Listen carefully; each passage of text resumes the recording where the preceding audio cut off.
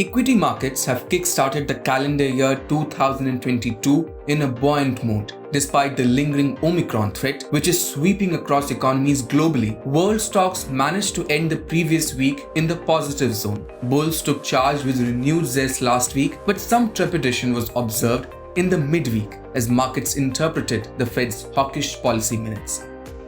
Given this, benchmark indices staged an over 1.5% rally last week, with the BSE Sensex and the Nifty 50 parked at 59,745 and 17,813 levels respectively. In the broader markets, the BSE mid-cap and small-cap indices gained about 2% and 1.5% respectively. That said, market moves may be slightly erratic from here on as quarterly results begin to pour in.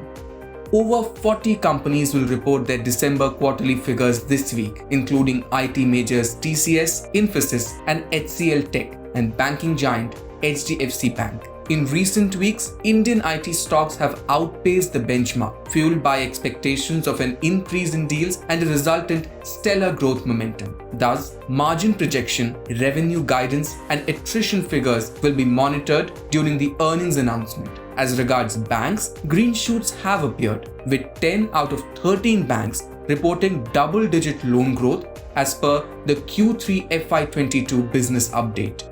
This has raised expectations of earnings momentum of Q2 FY22 continuing in Q3 FY22. That said, in light of recent developments surrounding the Omicron variant of COVID, it will be crucial to monitor management commentary on growth outlook and risk perspective. On the economic front, retail inflation data for the month of December and industrial production data for November will be released on Wednesday, January 12. The wholesale inflation print, meanwhile, will be announced on Friday, January 14. Separately, investors will also react to the GDP data released last Friday.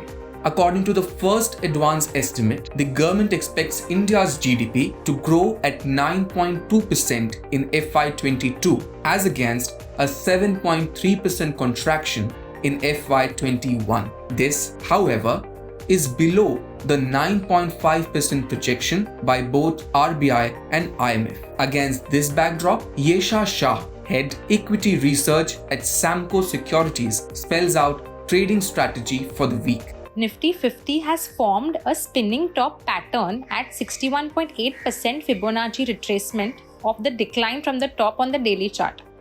Now this indicates that the benchmark index seems to be facing mild resistance at current levels. Therefore, strong earnings delivery along with positive macroeconomic data would be key to drive market upwards. Investors are therefore advised to refrain from taking any aggressive bets and should maintain a cautiously bullish outlook.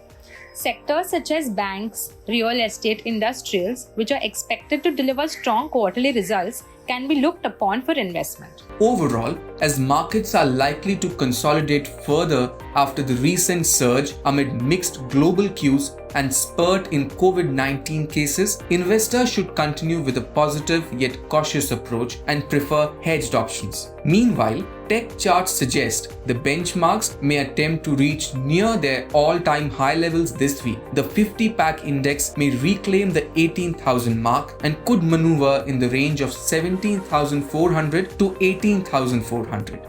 The Sensex, on the other hand, may trade between 58,500 and 60,950, with stiff resistance placed around 60,500 level.